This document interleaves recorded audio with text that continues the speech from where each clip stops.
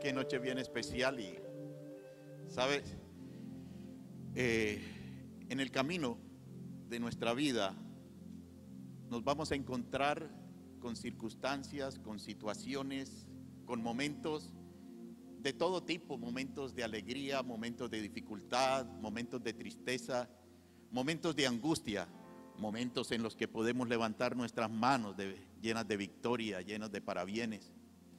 Pero hay algo bien interesante, y es en la forma en que Jesús enseña a su pueblo y Jesús nos enseña a nosotros a través de su palabra.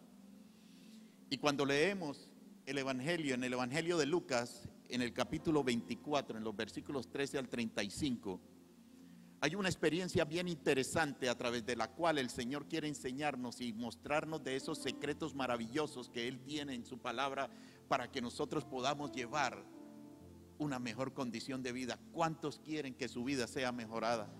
¿Cuántos quieren que su vida, su caminar en este mundo sea distinto a lo que estamos viviendo hoy? Pues bien, el Señor y dos hombres iguales a ti y a mí tuvieron una experiencia maravillosa con Él. Y he titulado este mensaje Labrando Caminos con Jesús. Y el texto central de esta palabra, de este mensaje, se encuentra en el episodio de dos hombres que iban camino de Jerusalén a Emaús. Y este texto bíblico nos habla, y como son varios versículos, voy a ir fragmentando cada uno de los versículos. En el versículo 13 dice: ese mismo día, dos de los seguidores de Jesús iban camino al pueblo de Emaús, a unos 11 kilómetros de Jerusalén. No iba uno solo, iban dos personas. Y dos personas distintas en su forma de pensar, distintas en su forma de vivir, dos personas cuyas experiencias quizá en su vida hayan sido distintas, como son la experiencia tuya y la experiencia mía. Nosotros podemos vivir en una familia distinta, pero nos damos cuenta que hay algo particular en todo esto, y es que nosotros muchas veces podemos haber vivido las experiencias muy similares. Yo viví experiencias muy similares a las que de pronto tú puedas estar viviendo en este día, amén. Uno a veces dice en casa y parece, y yo creía que esto nada más me pasaba a mí, pero resulta que miramos alrededor y hay muchas personas que están viviendo exactamente lo mismo que tú viviste o que tú estás viviendo en este momento. Y por eso es que el Señor quería llevar y pudo tener en este pasaje a estos dos personajes que aunque eran distintos, de distinta familia, podían estar viviendo experiencias similares. Dice que hablaba de dos personas, pero también decía que iban caminando. Hoy en día una de las actividades que más ejecutamos es caminar, ¿cierto? ¿Cuántos caminan? Muchos caminan por ejercicio, otros caminan por necesidad, otros caminan por prescripción médica, ¿cierto? Y de eso se trata, en el que con alguna regularidad nosotros caminamos. Pero ¿qué sucede cuando tú caminas solo?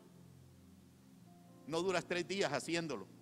Al cuarto día ya desertas de tu caminada y la caminada no es lo mismo y dices: qué pereza, no vuelvo a caminar.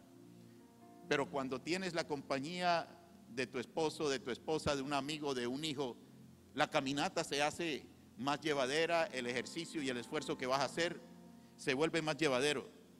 ¿Qué te quiero decir con esto? La vida tú no la puedes caminar solo. La vida la tenemos que caminar en compañía de alguien. Por eso te digo que debes cuidar tu familia, cuida a aquellos que están alrededor tuyo. Ellos son los que te apoyan, ellos son los que te van a ayudar, ellos son los que te van a impulsar. No pretendas vivir sola tu vida, no pretendas vivir solos tus problemas. Porque si hay una familia alrededor tuyo que está apoyándote, cuánto más nuestro Padre Celestial está interesado en caminar ese camino con nosotros. Amén. Gloria a Dios.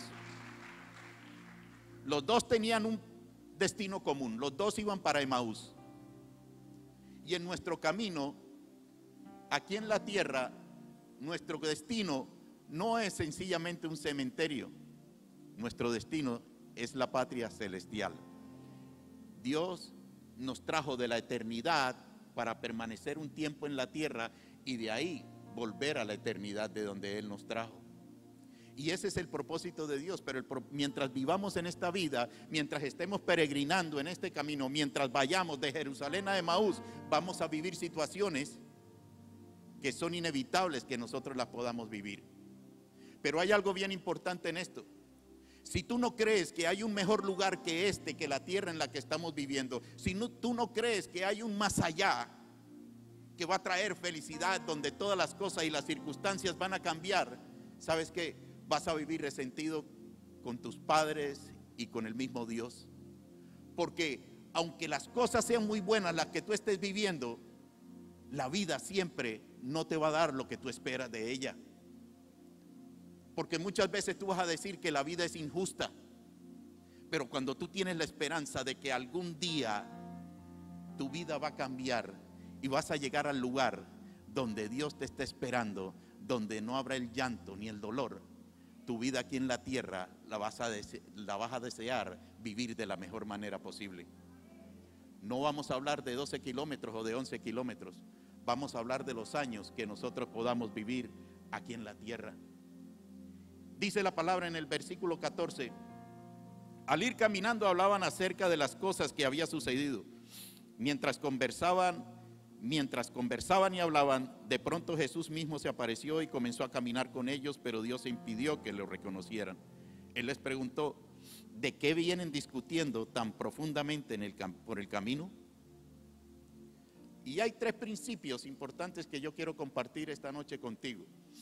En estos 18 minutos que nos quedan, quiero compartir con ustedes estos 3 principios. Y el primer principio es: hablemos menos y escuchemos más.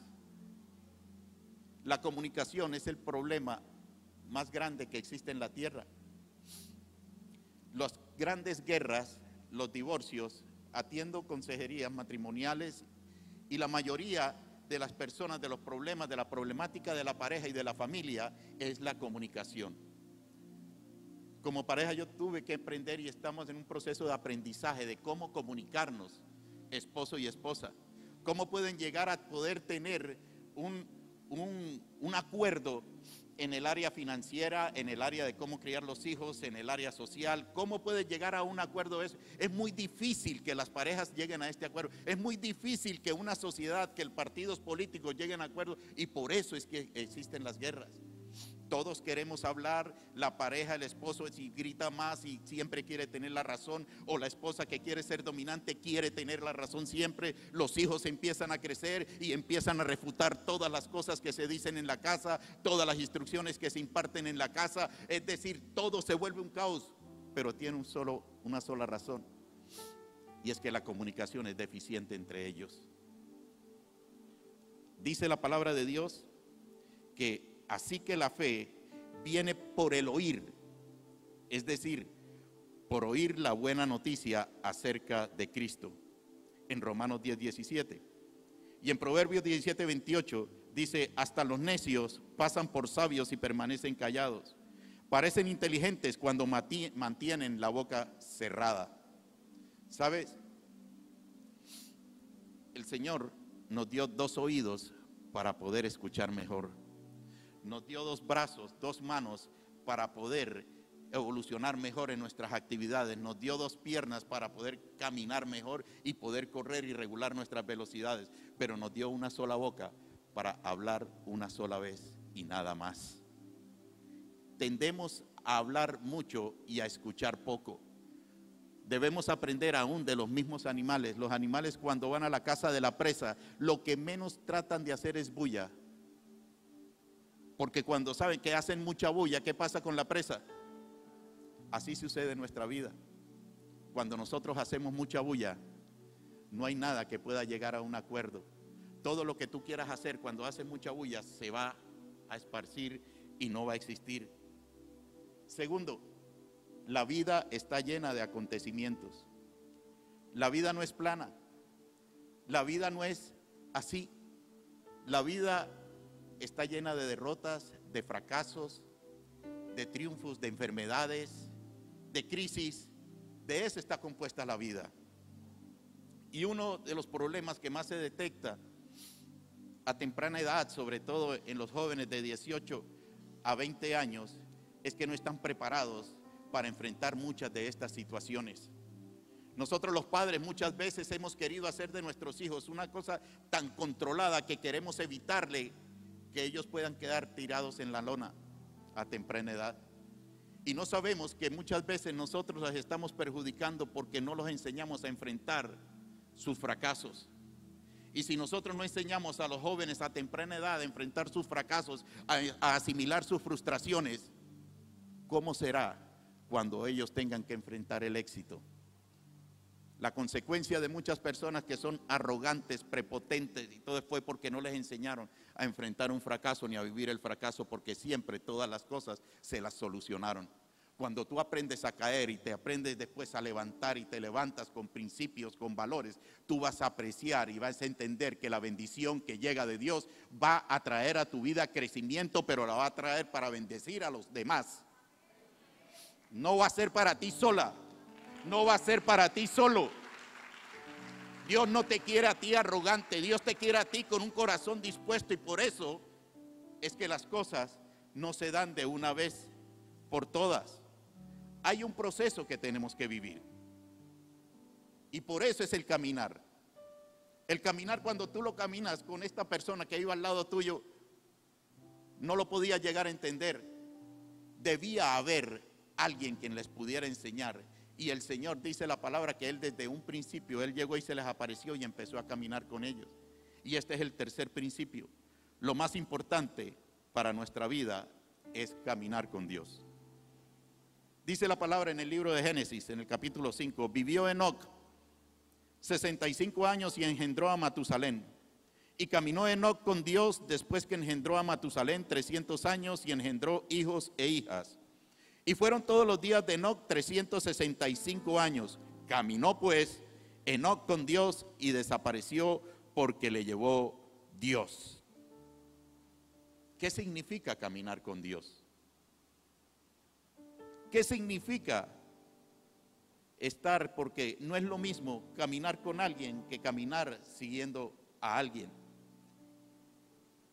En el hebreo, esta palabra viene del hebreo halak, y se refiere a alguien que transita o se guía por una senda que conduce hacia un objetivo determinado. Y por eso era lo que hacía Enoc. Enoc no solamente caminaba con Dios, sino Enoc caminaba en pos de Dios. Y caminar en pos de Dios y caminar en pos de alguien es caminar haciendo algo que ese alguien hace también. Por eso es que tú y yo somos discípulos de Jesucristo. Porque si tú eres discípulo de Jesucristo, tú haces, actúas, piensas y te mueves como Jesucristo actuó, pensó y se movió. Ya basta de estar nosotros moviéndonos y viviendo de acuerdo a lo que nosotros hemos vivido. Tenemos que cambiar actitudes para poder ver la bendición de Dios. Si seguimos a Jesús, vamos a aprender de sus enseñanzas. El versículo 17 y 19, volvemos al texto de Lucas, dice, Él les preguntó, ¿de qué vienen discutiendo tan profundamente en el camino? Se detuvieron de golpe con sus rostros cargados de tristeza. Entonces uno de ellos, llamado Cleofas, contestó, tú debes ser la única persona en Jerusalén que no oyó acerca de las cosas que han sucedido allí en los últimos días. ¿Qué cosas?, preguntó Jesús. Y en este episodio ya tenemos quién es uno de los personajes que iba caminando. Cleofas. Cleofas era el esposo de una hermana de María, de aquellas 3 mujeres que estuvieron cuando el Señor fue crucificado y muerto en su madero. Estaba María, la madre de Jesús. Estaba la otra María, que era una hermana de Jesús, y Cleofas, de María, su madre, tía de Jesús, y Cleofas era tío político de Jesús, y María Magdalena estaba allí. Y sabes, ellos no lo reconocieron, ni su misma familia reconoció, ni Cleofas, que era su discípulo, que había andado con él por tantos lugares, había podido reconocer quién era Jesús. ¿Por qué tenemos que esperar llegar hasta lo último cuando sentimos que el agua nos está cubriendo todos y nos estamos ahogando para poder sacar nuestra mano y decirle, Señor, ayúdame que me ahogo? ¿Por qué tenemos que esperar que sea lo último para nosotros poder llegar y decir, no puedo más, necesito de alguien? Pero lo maravilloso y lo grande de Jesús es que Él no guarda resentimiento por eso. Él siempre está dispuesto a darte la mano, no importa en la condición que nosotros nos encontremos. Amén. No importa lo que estés viviendo, no importa lo que esté pasando en tu vida, Dios hoy te extiende su mano y te dice, toma mi mano, porque del lugar de donde estás, yo te levantaré. Yo te levantaré, te dice el Señor en esta noche.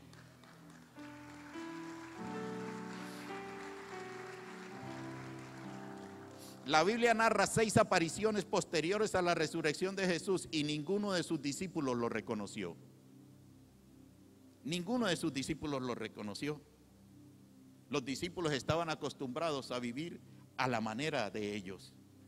El versículo 17 dice, se detuvieron de golpe con sus rostros cargados de tristeza. Yo no sé si hoy te sientes cargado, frustrado como ellos se sintieron. ¿Sabes? Ellos estaban esperando a un rey que llegara en un caballo con un ejército y acabara con todo el imperio romano y que los liberara a ellos. Eso era lo que ellos estaban esperando. Pero ese no era el propósito de Dios. El propósito de Dios y su victoria estaba en la cruz del Calvario, pero ellos no lo entendían.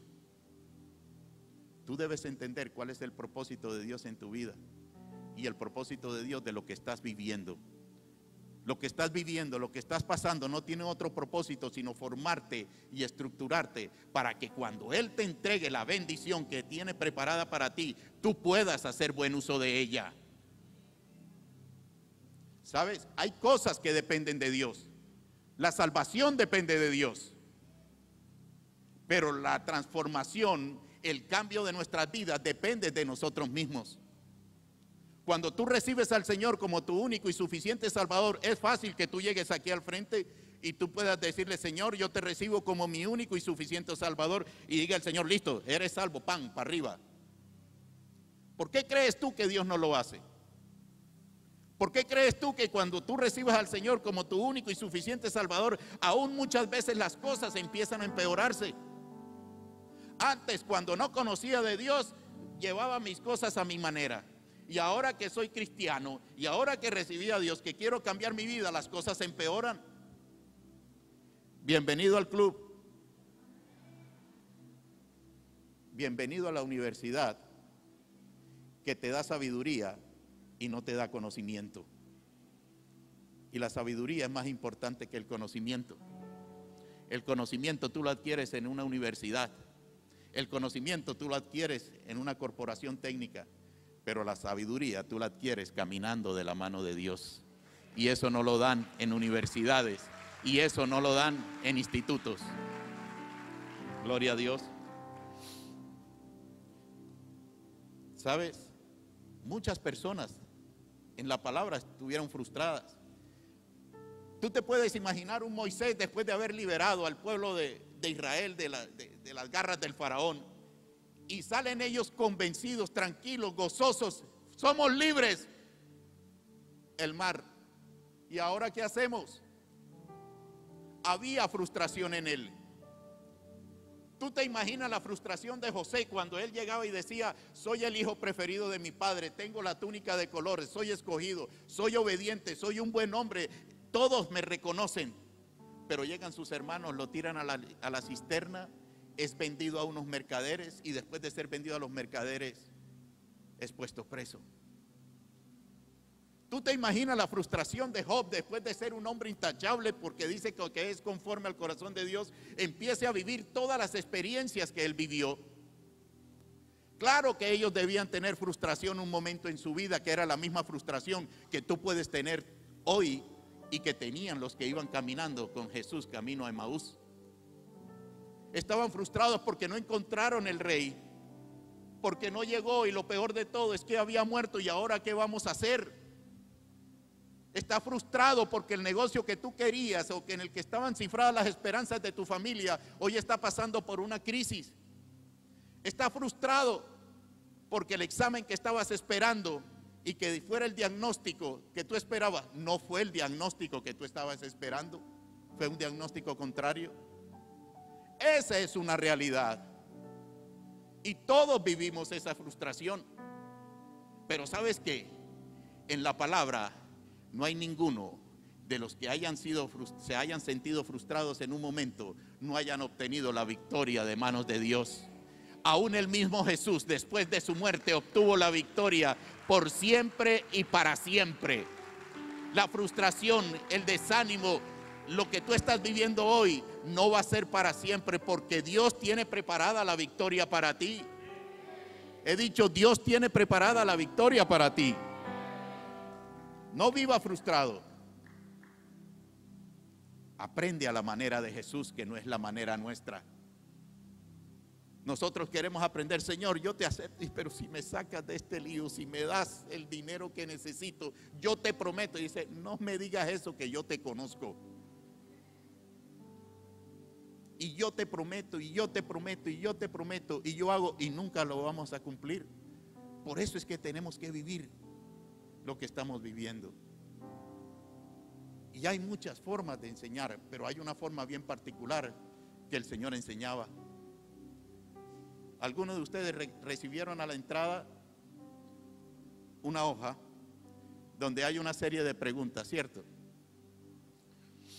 32 preguntas le hizo el Señor a sus discípulos y a los que compartían con Él, a los que tuvieron una experiencia con Él durante su vida pública, y están registradas en cada uno de los evangelios. Una de las formas más importantes que el Señor utilizó para enseñarnos fue haciéndonos preguntas. Porque al hacernos preguntas nosotros pensábamos, nosotros podíamos meditar, nosotros podíamos darnos cuenta de qué era lo que estaba pasando y podíamos reflexionar y encontrarle una solución pensando a cada una de las situaciones. Las peores decisiones que nosotros tomamos en nuestra vida las tomamos en los momentos de crisis. Cuando tú estás agobiado por tus obligaciones, por tus deudas, vas y buscas al que no tienes que buscar para que te preste el dinero para salir adelante. Cuando tú estás agobiado o tienes una mala relación con tu esposo o con tu esposa, vas a buscar en otra parte, en otra casa, lo que tienes que seguir buscando en tu casa. Amén. Afuera no tienes que buscar nada. Lo que tienes que buscar lo puedes encontrar en tu casa y ahí está porque es tuyo. No busques en otra parte ni en el lugar equivocado la respuesta que Dios tiene preparada para ti. Y en cada una de estas preguntas, la primera pregunta, por ejemplo, en Mateo 8:26, cuando Él le reclama algo de poca fe a los hombres, dice, ¿por qué teméis, hombres de poca fe? Dice, pregunta de entrenamiento. Yo te invito de que esto que has recibido lo hagas tu devocional diario. Y yo sé que en alguna de estas preguntas o en muchas de estas preguntas tú te vas a encontrar identificado. ¿Por qué temes, hombres de poca fe?, preguntaba Jesús. Ahora Jesús te pregunta a ti, ¿a qué le temes tanto? Reflexiona y habla con Jesús en tus mañanas, en tu devocional diario. Dios te dice, ¿por qué temes? Y tú le puedes decir, Señor, yo le temo al fracaso. Y Jesús, que lo conoce todo, te va a dar la respuesta y te va a decir, no temas, hijo, porque yo estoy contigo. No desmayes, porque yo soy tu Dios. Revisa cada una de las preguntas. Dice Mateo 15:34, ¿cuántos panes tenéis? ¿Vas a iniciar un negocio? El Señor te dice, ¿de cuánto dispones para iniciar ese negocio? Soñamos y a veces no hacemos las cosas como se deben hacer. Muchos negocios quiebran porque piensan que con el capital que tiene es suficiente para iniciar y quedan por la mitad del camino. Y llegan la crisis económica porque no hicieron un buen presupuesto. El Señor te pregunta, ¿cuánto tiempo hace que le sucede esto? En Marcos 9:21.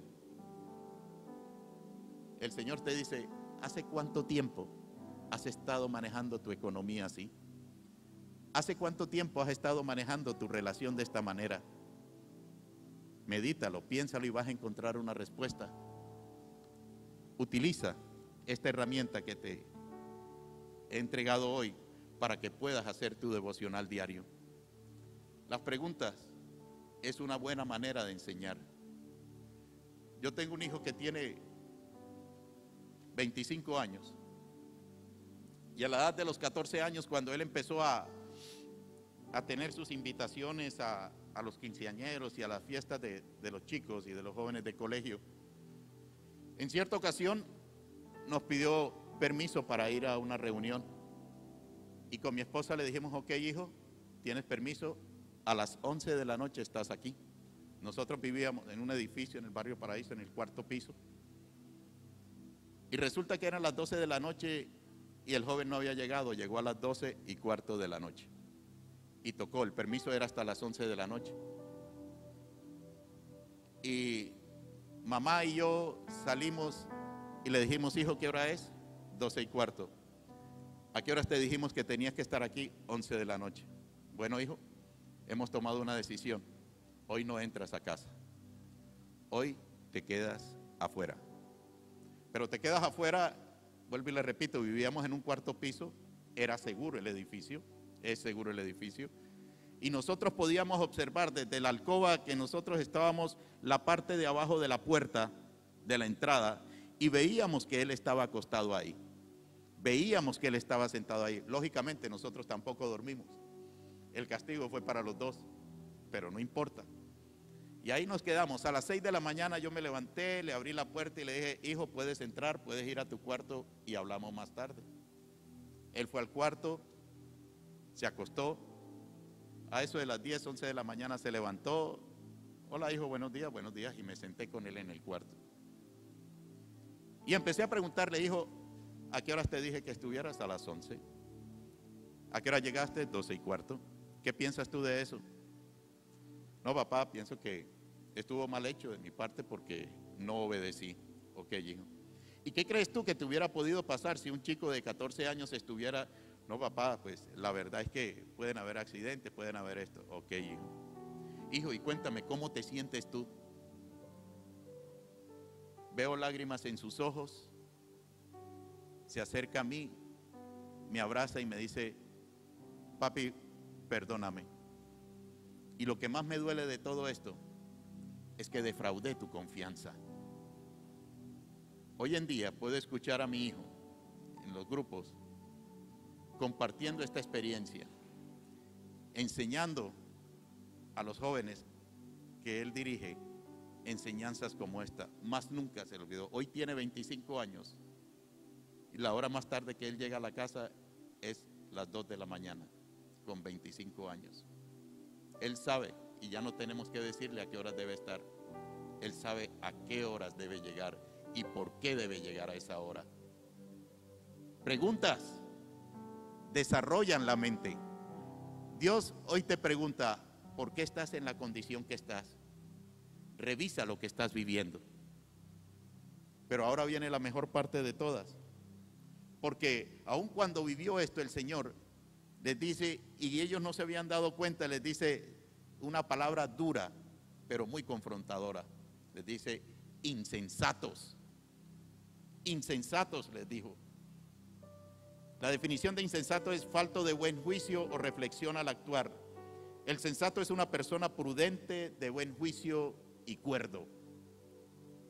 Ellos estaban pensando una cosa totalmente distinta a lo que Dios estaba viendo. Ellos querían recibir el milagro de una vez, pero no querían pagar el precio, no querían cambiar. Dios está más interesado en lo que sucede adentro de nosotros que lo que está alrededor de nosotros. Dios puede hacer así y solucionarte tu problema, pero el proceso que tú estás viviendo es para que aprendas y crezcas en él. Amén. Pues bien, dice la palabra que para entonces ya estaban cerca de Emaús y del final del viaje. Ya de pronto tenemos nosotros 50 años, 55 años y no hemos hecho o no hemos alcanzado lo que queríamos. Jesús hizo como que iba a seguir adelante, pero ellos le suplicaron: quédate con nosotros esta noche ya que está haciendo tarde. Entonces los acompañó a la casa. Al sentarse a comer, tomó el pan y lo bendijo. Luego lo partió y se lo dio a ellos. De pronto se les abrieron los ojos y lo reconocieron. Y en ese instante Jesús desapareció. Entonces se dijeron al otro: ¿no ardía nuestro corazón cuando nos hablaba en el camino y nos explicaba las Escrituras? En menos de una hora estaban de regreso a Jerusalén, allí encontraron a los 11 discípulos y a los otros que se habían reunido con ellos, quienes decían: el Señor ha resucitado de verdad, se le apareció a Pedro. Luego los dos de Emaús le contaron cómo Jesús les había aparecido mientras iban en el camino y cómo habían reconocido cuando partió el pan. Para entonces ya estaban cerca de Emaús y del final del viaje. ¿Por qué tenemos que esperar estar al final de nuestros días para poder tomar correctivos en nuestras vidas? No entiendo. Yo les digo, personas que piensan rehacer su vida a los 55 años y probar y tener un nuevo hogar y cosas que digo, pero ¿cómo se les ocurre? Cuando tú tienes 20, 25 años, tienes derecho a equivocarte, te puedes caer y te puedes levantar nuevamente. Pero ¿con qué fuerza nos vamos a levantar nosotros a los 55 años para querer empezar una nueva relación afuera de la casa, para poder empezar un negocio que estaba quebrado? Y no te estoy diciendo que Dios no te va a bendecir, sí, pero nos va a costar más. No esperemos llegar al final para tomar los correctivos, desaprender lo que habíamos aprendido de mala forma y volver a aprender a la manera de Dios. Estamos a tiempo de aprender a la manera de Dios para tener días felices.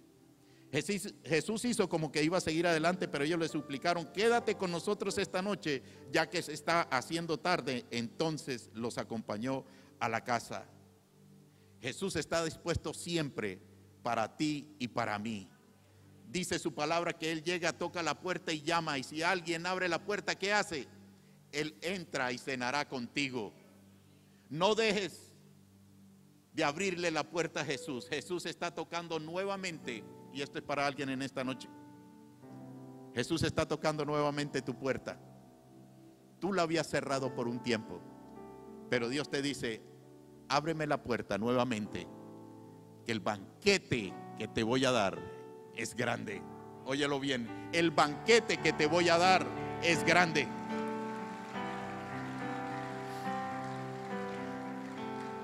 Al sentarse a comer, tomó el pan y lo bendijo, luego lo partió y se lo dio a ellos. De pronto se les abrieron los ojos y le reconocieron. Yo sé que el Señor ha hecho muchas cosas en tu vida y tú puedes enumerarlas y tú puedes acordarte de ellas. ¿Por qué te afliges entonces por lo que estás viviendo? ¿Acaso aquel que hizo el favor cuando lo estabas necesitando no es el mismo que está actuando hoy cuando estás viviendo esta circunstancia?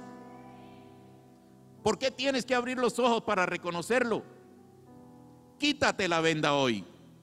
Dios te quiere bendecir. Quítate la venda. Dios te quiere bendecir.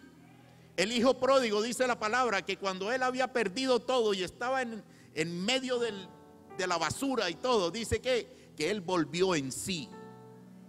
Es decir, abrió sus ojos y dijo: ¿yo qué estoy haciendo? En casa de mi padre tenía todo. Hoy es el día para que regreses a casa de tu padre, porque tu padre va a tener banquete para ti.